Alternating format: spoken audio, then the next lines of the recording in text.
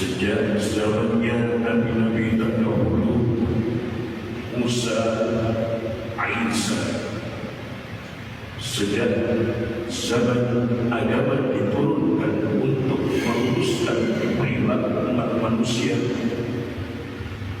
mulai sejak itulah penyerangan, penyelewengan, penyesatan terjadi.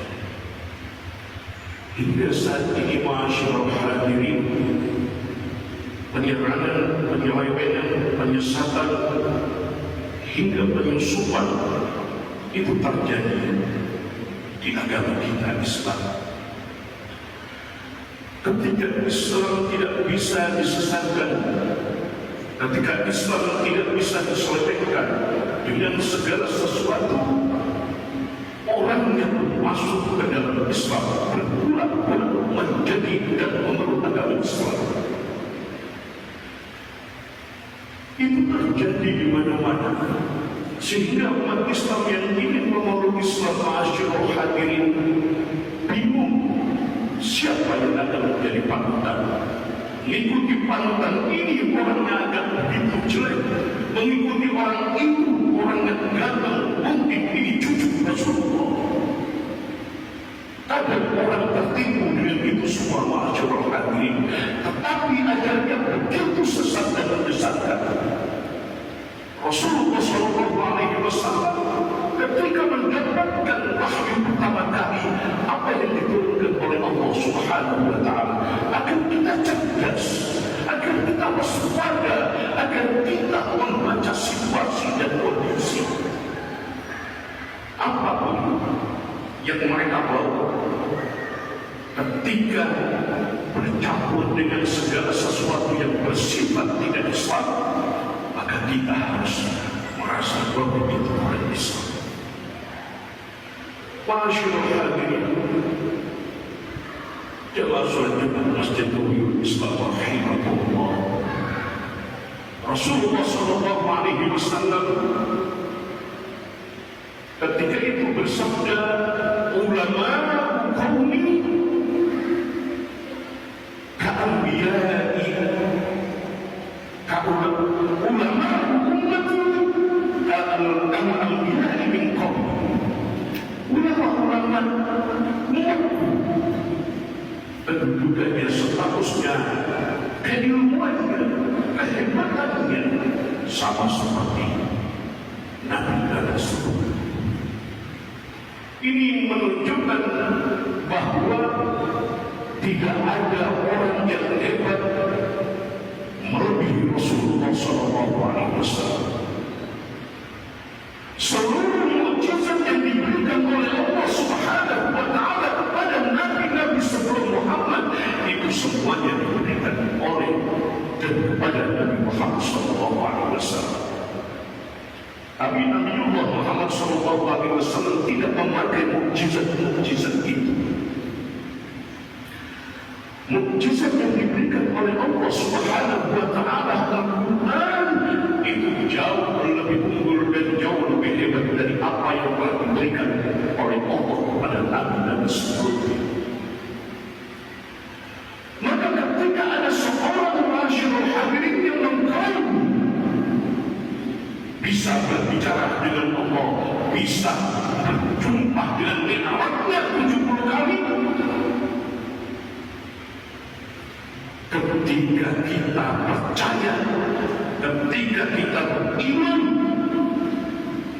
secara otomatis masyarakat hadirin, iman kita telah hilang dan kita telah murtad dan kafir. Jangankan 70 kali, kita percaya ada orang yang bisa Mi'raj sekali menyamai baginda Nabi Muhammad SAW, itu kita akan murtad dan kafir. Sebagaimana Allah Subhanahu wa Ta'ala berfirman, ya ahlal kitab talbisuna al-haqqa bil batil wa taktumuna al-haqqa wa antum ta'lamun. Mereka berusaha menyesatkan agama Islam, tetapi masyarakat hadirin tidak bisa. Mereka masuk ke dalam agama Islam, mereka pelajari Islam, tapi mereka sisipkan sesuatu yang membuat kita murtad dan ingkar kehadiran Allah Subhanahu wa Ta'ala. Efek dari kita dijaga oleh Belanda masyarakat hadirin yang setelah 350 tahun, seolah-olah kita di depan orang yang lebih tinggi dari kita, orang yang lebih gagah daripada kita, orang yang kelihatannya begitu pintar daripada kita. Kita sering tunduk masyarakat. Maka masyarakat hadirin kita ini harus waspada. Kita dibenturkan dengan ulama, pondok-pondok pesantren dihujat. Maka waspadailah masyarakat hadirin, itu semuanya adalah tipu daya kerjaan mereka yang ingin mengadu domba umat Islam. Ketika kita sudah domba terpecah, maka kekuatan kita tidak ada artinya. Masyarakat hadirin jamaah salat Jumat Masjid Ruyun Islam rahimahullah, kecintaan kita kepada ulama memang tidak akan luntur.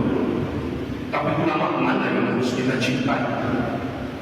Kecintaan kita terhadap para aulia tidak akan luntur. Tetapi aulia mana yang harus kita cintai? Maka di sini disebut dalam Al-Quran, "Hada antum ulai tuhibbunahum."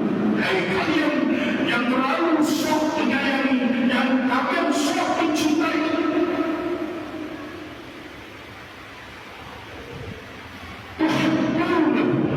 Engkau mencintai orang yang mereka sebenarnya tidak akan pernah mencintai kamu.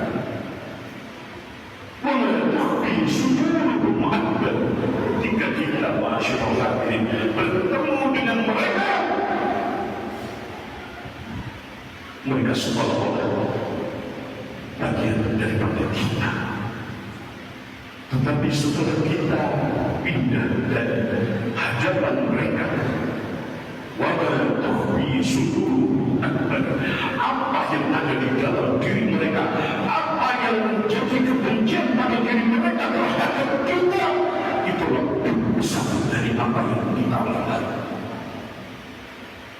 Masyaallah hadirin, jemaah salat Jumat Masjid Ruyun Islam.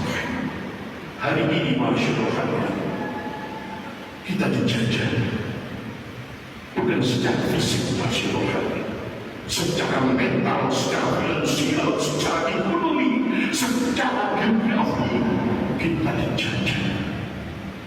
Kalau kita tidak berani, kalau kita tidak tahu mana lawan, mana kawan, hancur saja.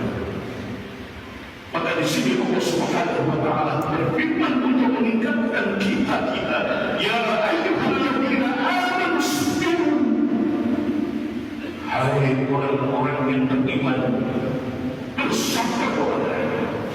wasobiru, dan tingkatkan dan kuatkanlah sabaran kalian, warobitu, dan bersabarlah juga, dan waspadalah. Kita tahu mana lawan, kita tahu mana lawan. Masyaallah hadirin, jemaah salat rahimahullah. Kenapa ini kita sampaikan begitu keras dan begitu kencang? Karena kita harus waspada. Rasulullah SAW seolah-olah mengatakan di dalam hadisnya, dan itu ditunjukkan kepada kita. Hadis beliau yang berbunyi, "Yushiru an tada'a alaikumul umam." Hampir seluruh bangsa-bangsa, kata Rasulullah, menerkam kalian, memakan kalian, menyentuh kalian, iri terhadap kalian, dari segala segi, dari segala sisi, dari segala arah. Karena terdapat akhirat min mustaqbal, ibarat makanan dimakan dihabiskan dari ujung-ujung ini. Juga ya Rasulullah, para sahabat bertanya, "Famin ya Rasulullah, apakah kita disebut karena kita sedikit waktu kepada Rasulullah?" Karena tidak, kata Rasulullah. Walakinnakum, tetapi Huza'an ka'uza'is sayyi, tetapi kalian seperti buih yang ada di hutan. Yaj'alul yahna min qulubikum, wahana ketakutan itu masuk di dalam hati kita. Wa yanzurullahu min qulubi anfusikum, dan Allah mengambil rasa takut itu dari dada musuh. Bihubbikum dunya, karena kita terlalu cinta dunia. Wa karahiyatikumul maut, dan ketakutan kita terhadap kematian. Ma'asyiral hadirin, jamaah salat Jumat rahimahullah. Kesimpulan dari khutbah ini apa? Tetap kita harus sabar, kita harus tetap teguh bersatu, berkumpul dengan para ulama kiai yang dulu pernah memerdekakan negeri ini, bukan siapa-siapa. Mereka yang berjuang mati-matian, mereka melawan, mereka hingga tidak makan, meninggalkan keluarga istri. Mereka infakkan seluruh harta bendanya, bahkan nyawa di jalan Allah Subhanahu wa Ta'ala. Kenapa ketika ada seorang pendatang bertopi-topi yang didatangkan orang Belanda, mengaku-ngaku bahwa mereka memerdekakan negara ini? Yang memerdekakan negara ini adalah kita nenek moyang kita. Ingat, kita tidak bisa makan, kita mengungsi ke daerah pelosok. Tidak ada satupun dari golongan orang tua itu yang mengaku sebagai pahlawan ketika kita melawan penjajah. Siapa yang menyatakan Allahu Akbar? Itu adalah para santri. Siapa yang melawan penjajah Belanda hingga Jepang? Itu adalah para kiai. Maka kita sadar, tidak setiap orang yang berjenggot, tidak setiap orang yang bersorban, tidak setiap orang yang kelihatannya ulama, dia ulama. Maka kita kenali, maka kita waspadai. Jangan-jangan nanti di makam kuburan kita terdapat makam orang-orang yang mengaku turunan Nabi. Maka kita akan terkelilingi dengan pakaian-pakaian bangsa itu. Maka dia Rasulullah mengatakan, "Hubbul watan cinta tanah air, waspada terhadap tanah air kita dari jajahan orang lain. Inal iman adalah bentuk salah satu dari iman. Maka ketika kita meyakinkan dari nasionalisme itu pada kita, dan kita jajarkan, kita sambungkan bangsa lain, tidak lain dan tidak bukan, kita ini adalah sejajar dengan Palestina. Palestina adalah sahabat kita, Palestina adalah saudara kita. Ketika saat ini ma'asyurul hadirin Palestina dijaga secara fisik, kita juga saat ini dijaga secara mental. Mudah-mudahan kita bisa keluar dari musibah, bencana, bahaya yang sedang ada di Indonesia ini. Mudah-mudahan Allah Subhanahu wa Ta'ala melindungi keturunan-keturunan kita, menjaga bangsa kita dari pengkhianatan penjajahan baik rohani maupun batini, dan mudah-mudahan negara Palestina dijaga dan dipertegakkan oleh Allah Subhanahu wa Ta'ala. Di akhir kalimat, mudah-mudahan Allah memberikan kita husnul khotimah. Amin ya rabbal alamin. A'udzu billahi minasy syaithanir rajim. Bismillahirrahmanirrahim. Wal 'asri innal insana lafi khusr illa alladhina amanu wa 'amilus solihati wa tawassaw bil haqqi wa tawassaw bis sabr.